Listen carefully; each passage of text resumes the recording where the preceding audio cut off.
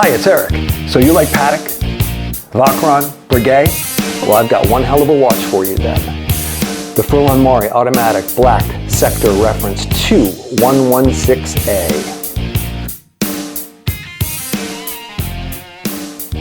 So, a little background on Furlan Marri if you don't know it. They launched in 2021 on Kickstarter and they met their goal in 60 seconds.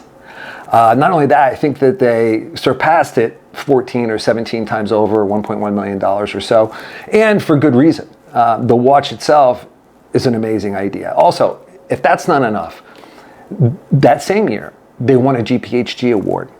Let me say that again. They won a GPHG award, which is essentially the Academy Awards for watches. So that's absolutely amazing. Just the fact that they sold on a Kickstarter in 60 seconds and a GPHG award qualifies them to be a serious player in the watch industry. So a little background on the team. Andrea Furlan and Hamad Al-Marri. Andrea Furlan interned for brands like Chopard, Hublot, and a bunch of different brands in Switzerland. Got a lot of experience there. Worked with Dominique Renault on different brands, specifically movements for AP, Richard Mille, Cartier, among others. He got a lot of experience in Switzerland, and then he ended up becoming a consultant and leaving and going to Asia, where he worked with factories for different brands, so getting those relationships. Then you've got Hamad Al-Marri, who is a watch collector and artist in the Middle East, and these two both got together to create the brand Furlan Marri. So it's the first time really you've got the Middle East and Switzerland together to create a brand, and what a brand it is. So we're going to take a closer look at it, and I'm going to go over some amazing specs with you. This watch is my favorite watch. Okay, so the watch, the Furlan Marri Automatic Black Sector Reference 2116A. It's a three-hand time-only watch. It has cow horn lugs, which are inspired by Vacheron's historic triple calendar. It has Breguet indices, which you can see, which are obviously inspired by Breguet, and it has a sector dial. I believe Patek was the one that created it, but everybody's used it from Longines to IWC to Omega. What's important to note is that sector dials are not dials with crosshairs. That's a crosshair dial, so this has both. So does, I believe, the Patek Calatrava 96. But what a sector dial is a dial that includes simple markings dividing it into subsections, which you can see here. So that's really what sector dial is.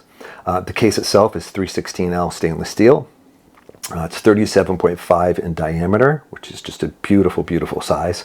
It's 10.5 millimeters thick, and it has a 6 millimeter crown, which looks really great. It's 46 millimeters lug to lug, and that 6 millimeter crown I'm talking about has been left, let's just call it unprocessed, to have sharp reflections. It's called being knocked when they actually wear it down a bit. I absolutely love this.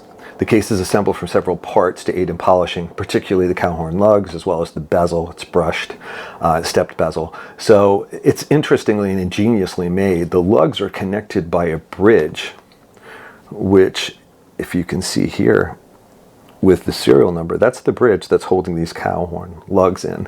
And on the other side is Furlan Marri and the model number, but that's sandwiched in there holding these lugs on, which is absolutely gorgeous.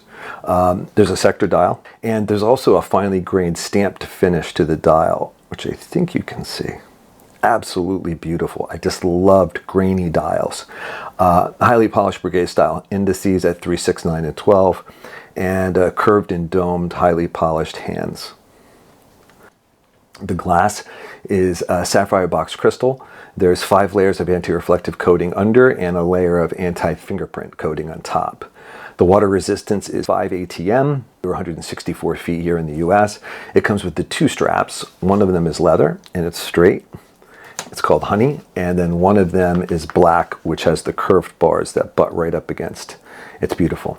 There's 2 lug holes in each, so you can choose which strap you want, either a curved strap that hugs the watch head or a straight. And the taper of both of them is 20 millimeters at the lug down to 16. It's just perfect.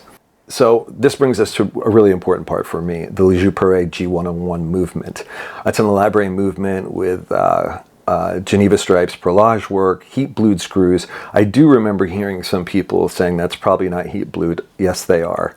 The rotor in here is full tungsten with palladium galvanic coating to ensure smooth rotation and weight distribution. And the rotor's engraved with the words Furlan Marri, crafted with care, designed for details. And that is something that, to me, is a brand statement and a brand promise. And I absolutely love that. The real big difference with this, because people will say, well, what about Etta, Soprod, Salida? The big difference here is a 68-hour power reserve. 68, which is like an 80% increase versus, you know, the Etta or Salida or Soprod, 48 hours or so.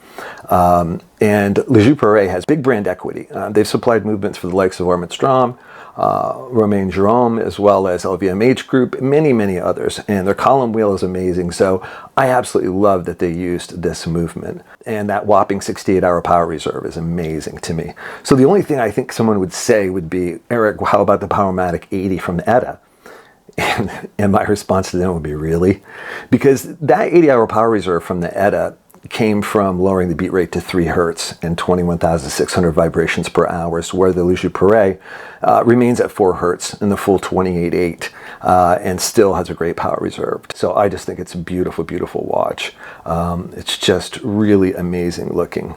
I will show some pictures of the movement so you can see that, if I haven't already done that.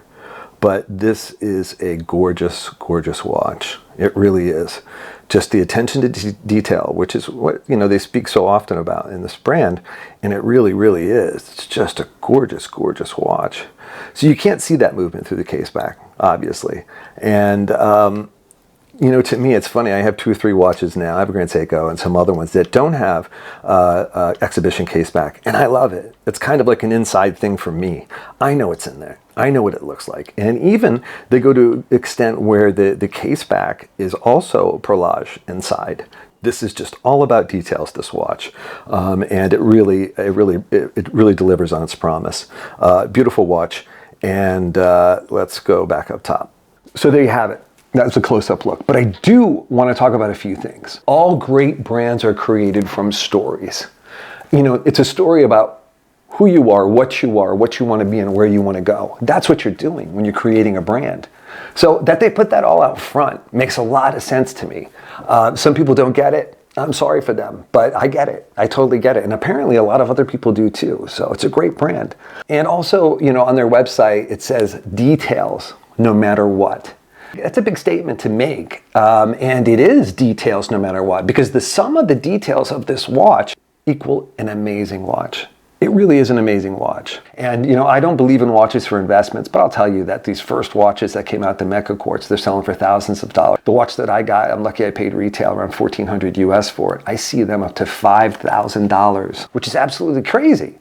But they do tell you, you know, when they're going to be produced. They give you an order window, and you can order it. So there's no reason to have to worry about it. If you miss one, wait for the next one. But when it does come up, buy it.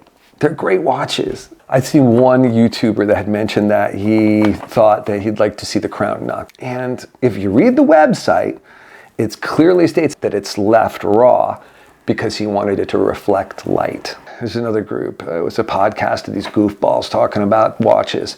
And they mentioned that, you know, Furlan Marri had an oversight with the crosshair dial because it ran through the N. And I was thinking to myself, seriously?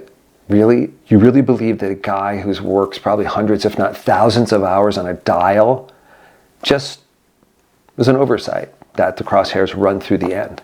And that the whole time entire time they're lauding the Longines that they're talking about. Come to find out at the end, they say, oh yeah, the Longines has it too. Of course it does.